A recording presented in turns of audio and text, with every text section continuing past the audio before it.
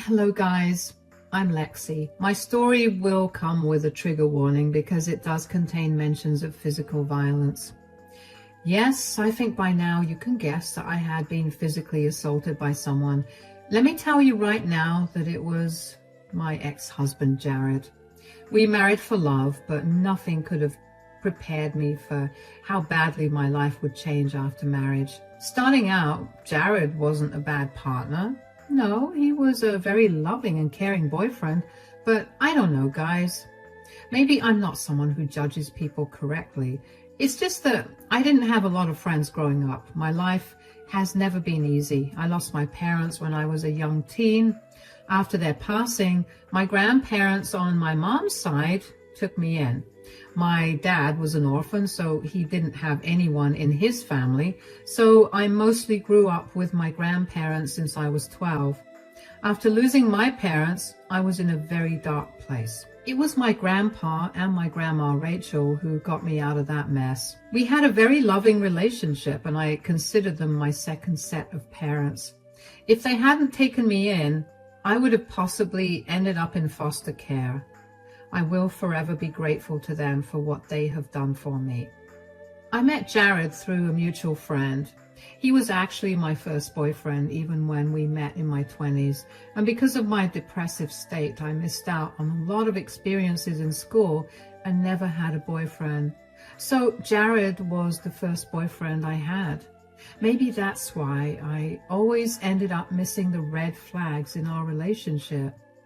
He had always appeared to be such a loving and caring soul that I couldn't help but fall in love. We got married and moved into a house that my grandparents had gifted me before my marriage. I worked freelance and had a good trust fund set up by my grandparents. Meanwhile, Rachel was a social worker and didn't make much money, but my income was more than enough for us to live happily without debt. 2 years went by, and slowly my marriage started to show cracks. Rachel had become very stubborn and would often lash out at me very cruelly. He had a short temper and didn't tolerate it when I argued with him. My poor mental state and his excellent gaslighting ways made me think that maybe I was the problem, so I took all of his mental abuse and didn't say a word. I loved that man and didn't want to lose him. But everything changed for the worse when my grandma suffered a major stroke. She was completely paralyzed from the waist down and needed a wheelchair. Grandpa had already passed by then, so there was no one to take care of her, so I went to her and said, "Why don't you move in with me, Grandma?" "Are you sure that's a good idea, dear? I don't want to be a problem for you." "You won't be a problem for me, Grandma. How can you even think that?" "My dear granddaughter, I'm disabled now, and I know it will only get worse. I don't want to be a burden on you. I have the money to put myself in a care home. I think that would be the better option." "Oh, no, no, no. You will not be in a care home as long as I am alive. You are the reason I didn't end up in foster care.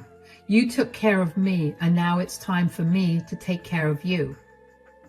My grandma had tears in her eyes when I said that. She actually kissed the top of my head since I was crouching down to meet her eyes.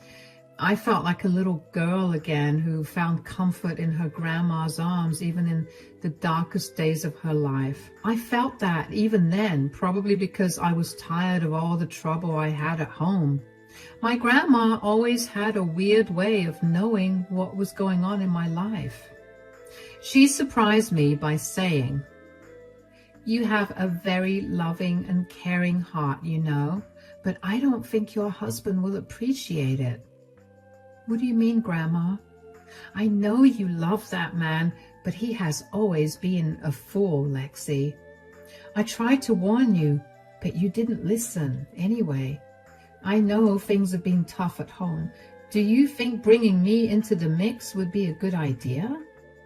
I might set off your husband and cause more trouble for you." "I will handle him, Grandma. I'm sure he won't be so heartless with me. The house is mine after all, and it's not like you will rely on his money. I will manage him, don't worry." It was true that Grandma was always weary of my husband. My grandfather had even gone to the extent of saying that he hated my husband. At first, I had no idea why they felt that way. I was a blind fool, so I couldn't see what they saw. When I got engaged to Jared, they tried to make me think again, but I was adamant about marrying him. My grandparents were never rude or disrespectful towards Jared. Everything they told me was said in private. However, they did insist on us signing a prenup before marriage. That's what ticked off my husband and made him start to dislike my grandparents. Since there was a big imbalance between Jared and my fiancé, my grandparents insisted on a prenup. After a lot of fighting, Jared had signed the prenup. I understood much later why my grandparents were so adamant about it, and how it saved me so much trouble.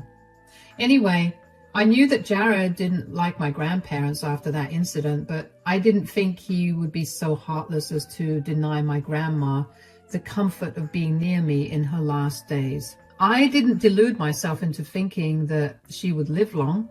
I simply wanted to cherish whatever little time we had together.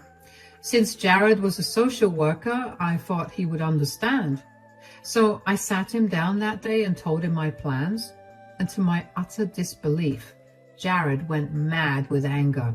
He looked at me with pure rage and said, "Why on earth do you think I would agree with this stupid plan of yours?" "What are you saying, Jared? My grandma needs me.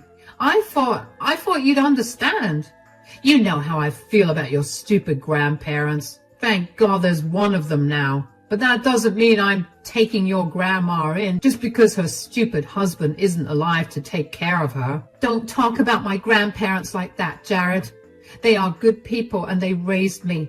I can't let my grandma fend for herself after she literally raised me, Jared." "I don't care if they raised you, Lexi. They are not going to be our problem. This is not a house of charity. I won't allow some old lady to take over the house and distract you from your wifely responsibilities." "Grandma won't be a problem, Jared. I swear I will take care of everything just like before. You won't even have to help. I understand she is my grandma and I am willing to put in the effort. Please don't say no, Jared." "Listen to me, Lexi. Your stupid grandma will not stay with us. Don't you dare make me say that again. I don't want to hear another word out of your mouth about this. My decision is final." Jared left no room for argument. I tried to beg him to understand my stance, but he kept yelling at me and getting angry. After a point, I gave up and let it be. I took a week to think about everything thoroughly. I didn't have a lot of options. Putting my grandma in a care home was not an option.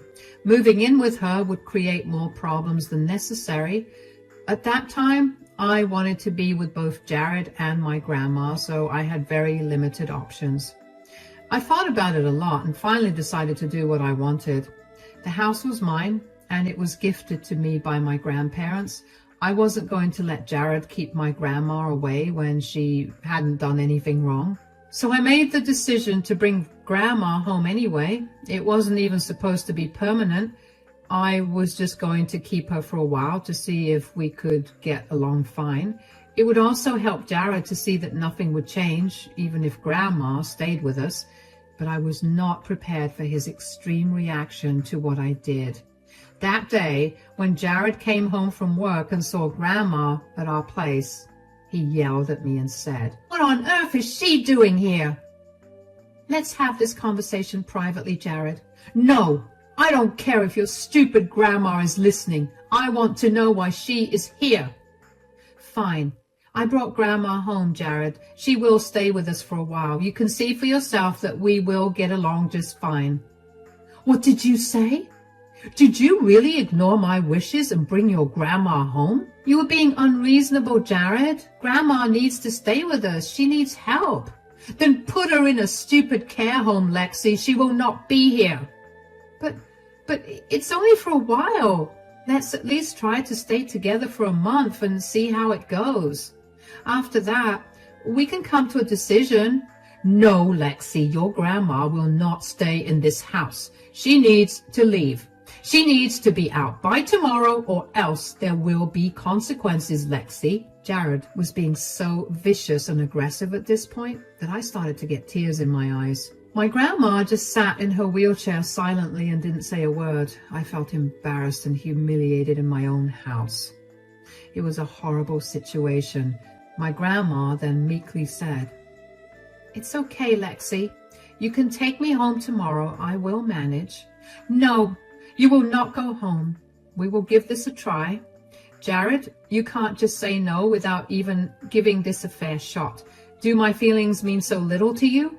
"I don't care about your feelings, Lexi. I will not have some old lady in my house who will end up being nothing but a burden. Either you will take her home tomorrow, or I will throw her out myself." "No, you don't get to dictate everything I do, Jared. I have had enough of your controlling behavior.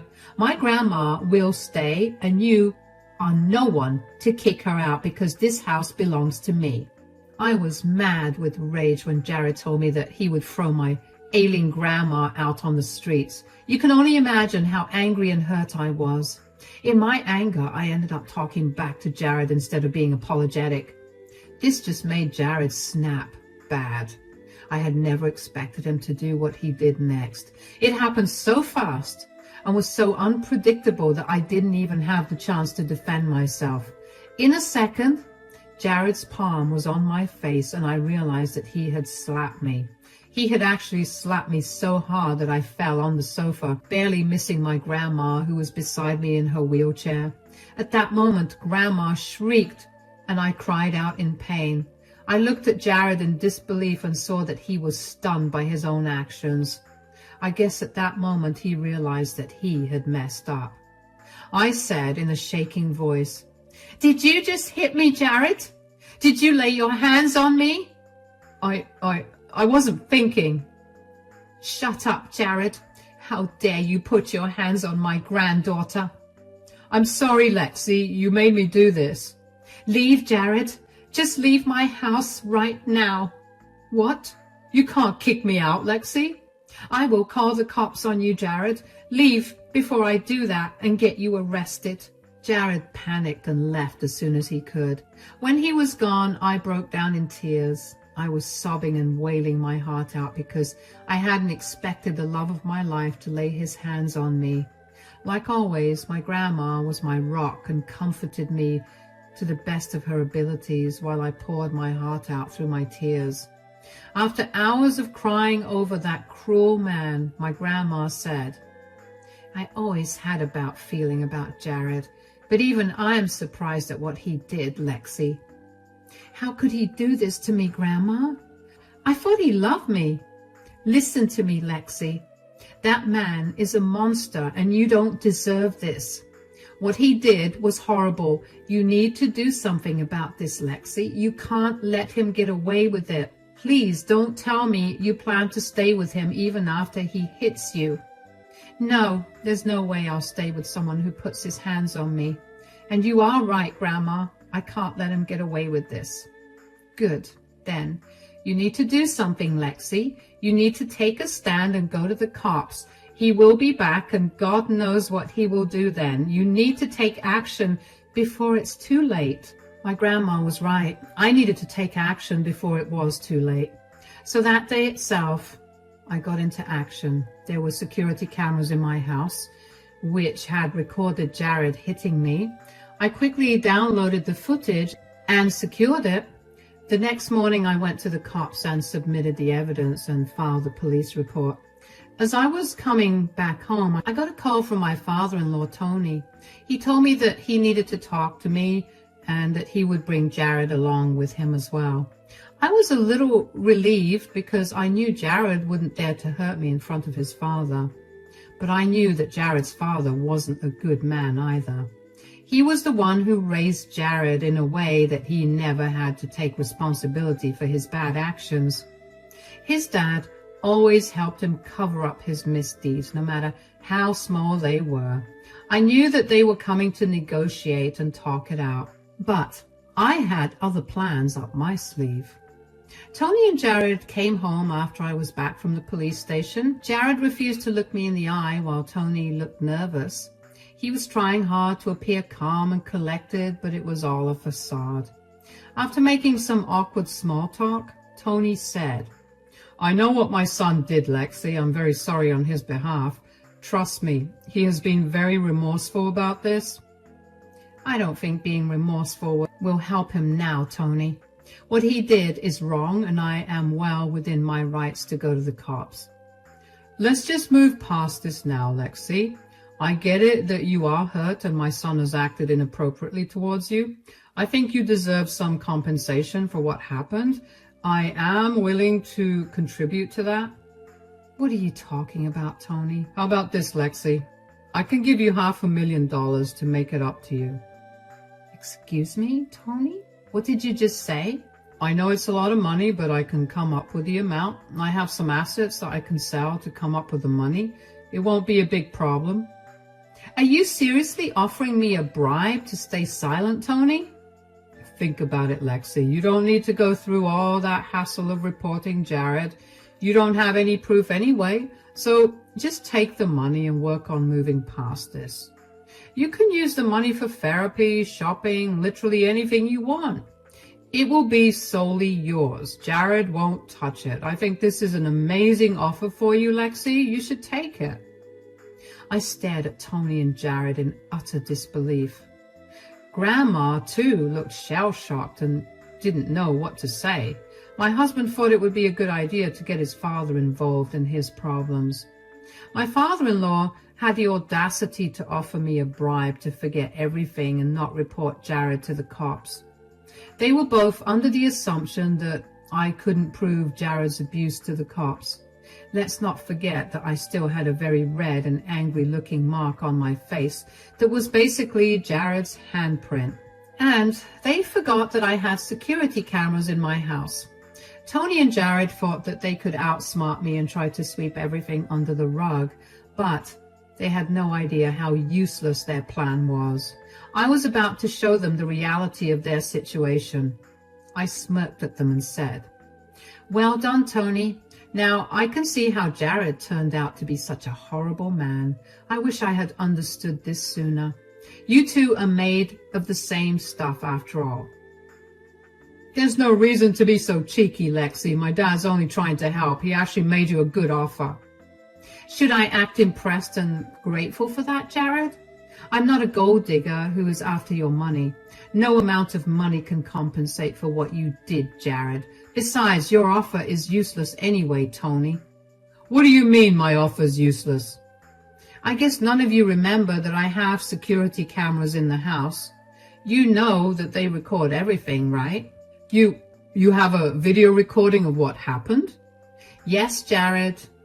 And guess what? I have already sent the recording to the cops. His family, his friends, and Jared's boss. The damage is done, guys. Looks like Jared will be losing his job and going to jail as well." The look on Tony and Jared's face was absolutely priceless. My husband was literally shaking when he realized that I had sent proof of Jared's physical abuse to his boss. My husband was now in deep trouble. He had no idea what he had gotten himself into. Jared had recruited his father to shut me up with money. But I am not some gold digger who could be shooed away with a check. No, I'm a woman who would absolutely fight for the right thing and punish anyone who would dare to abuse me. For years, I held my tongue because I didn't want Jared to be in trouble. I loved that man with my entire being and never thought he would end up turning into such a monster. I was okay with dealing with his mood swings and stubborn personality, but what he did to me crossed a major line. Now, I wasn't going to be quiet and let bygones be bygones. I was going to show Jared that he had messed with the wrong person. Tony gulped loudly and looked at his son with weary eyes. Jared was visibly panicking when he thought of the repercussions that he would be facing soon. He was looking around like a crazed man, wringing his hands as well. After a while, he mustered up the courage to say, Did you send the footage to my boss?" "Yes, I sent it to your boss and the cops. Actually, You should know that I privately sent it to everyone so that they know what an awful man you are. How could you do this to me, Lexi? Why did I do this? You didn't think twice before hitting me, Jared. What makes you think I would care about your feelings now? I'll end up losing my job and possibly going to jail. I would be glad to see that happen, Jared. I want you to lose your job and go to jail. How can you say that, Lexi? I am your husband. How can you send your husband to jail? How could you destroy your husband's reputation? When Jared said that, he was almost in tears. I guess he was trying to manipulate me again with his tears and words. I was really surprised to know that Jared was thinking he would still have the privilege of being my husband. I started to laugh when he kept referring to himself as my husband. This delusional and narcissistic man dared to assume that I would continue this sham of a marriage. It was so funny to me that despite everything, I started to laugh. Jared looked surprised by my laughter and looked at me with a confused expression on his face. And he then said, Why are you laughing? Husband, you say, Jared? Well, here is some news for you, my dear husband. You won't be married to me for long. What do you mean, Lexi? I will be filing for divorce, Jared, and I will make sure the judge knows what an abusive man you are. You will pay for what you did to me. Jared was now even more surprised than before. He knew that there was no way for him to get out of this mess. Perhaps he had thought that I would withdraw my case if he was able to manipulate me into feeling guilty. He had expected me to continue being a doormat and forget his abuse out of love, but I was telling him that I would leave him for good. When I mentioned divorce, Tony also panicked and the duo started to change their stance once again. They kept telling me that I was making a mistake and overreacting, and they said, You're overreacting, Lexi. This was just one time. My son has already apologized to you, and we have offered you a generous payback as well. What more do you want? I want to destroy your son's life like he tried to destroy mine. Men like him think they can get away with anything. A person like him deserves to be labeled as an abuser because that's what he is. But what will I do now, Lexi? I'll lose my job and have no income to support myself. You don't get to work in social services after being an abuser yourself. I will never forgive myself if I let you go and end up taking advantage of who knows how many women.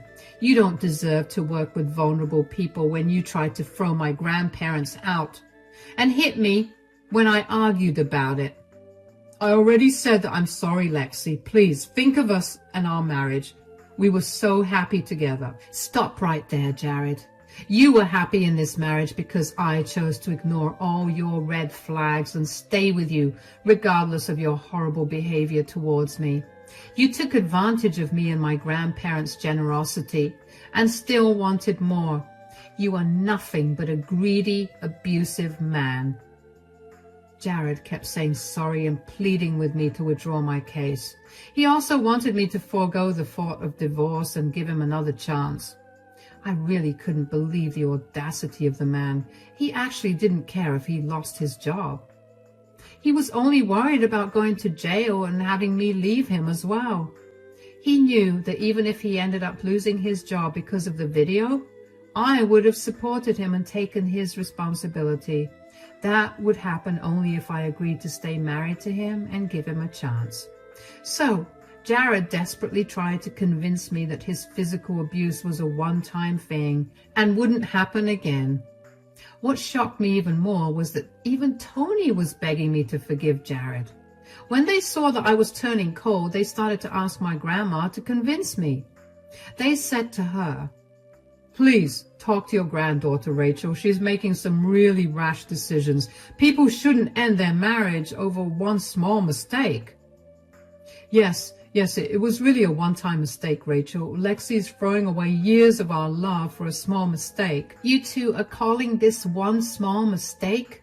How dare you minimize what you did after hitting my granddaughter in front of me? Have you two no shame at all?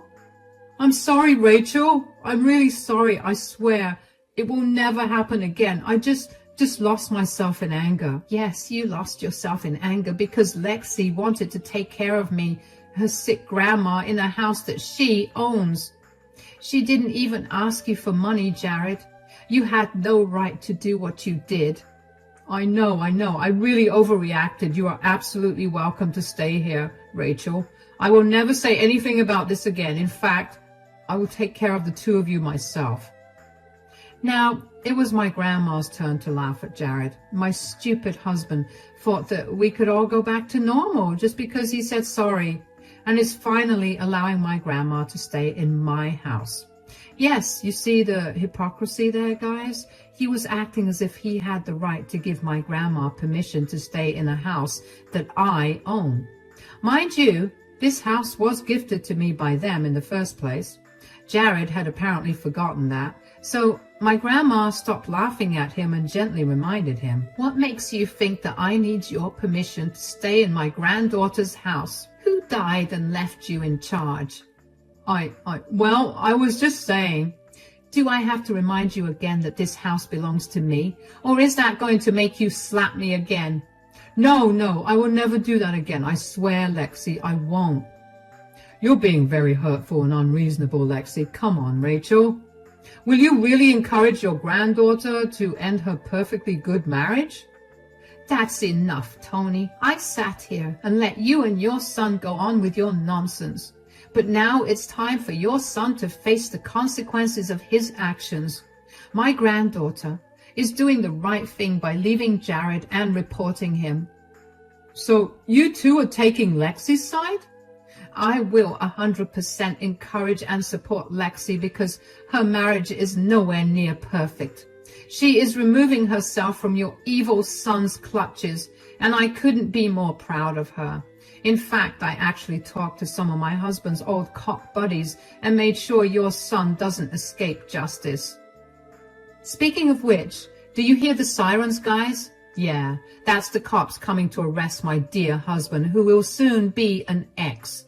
Looks like this will be the last meeting we have in a neutral setting. See you in court, guys. The look on Tony and Jared's faces as they heard the sirens was absolutely priceless. When they were at our home negotiating with me, my grandma was on her phone calling the cops. She wheeled herself in to join us a little later after she made sure the cops knew where to find their prime accused. We didn't want to give Jared the chance to flee the state, so we called the cops as soon as we could. Jared wasn't going to get away so easily. We were going to make sure of it. The sound of the sirens made my husband start to shake again. He looked at his dad for help just like he always did.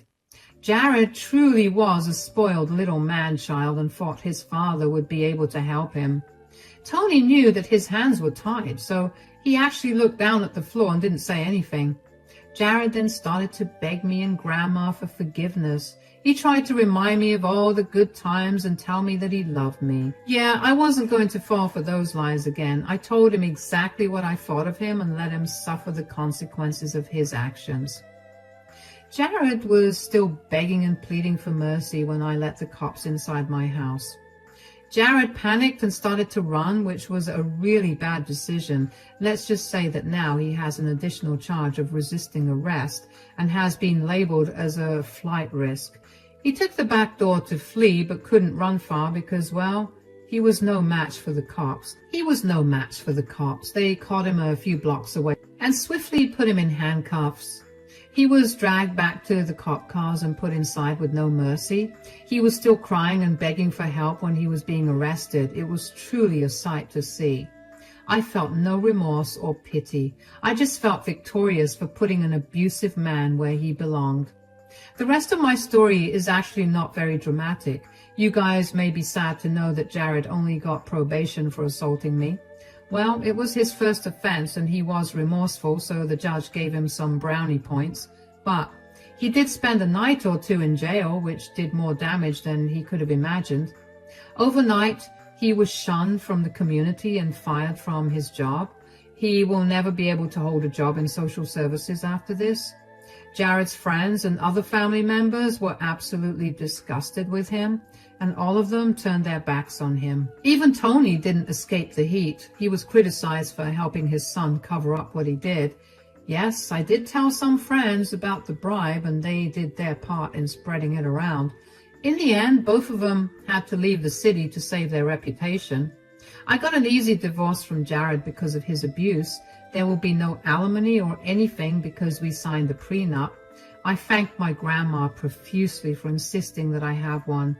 It really came in handy and saved me a lot of trouble. Jared did express remorse for his actions, but I didn't care anymore. The divorce was finalized, my ex had to move cities, and I was able to take care of my grandma without any hassle. Unfortunately, Grandma isn't doing very well right now, so I'm doing my best to help her and make a lot of good memories so that we can enjoy our last days together as a family.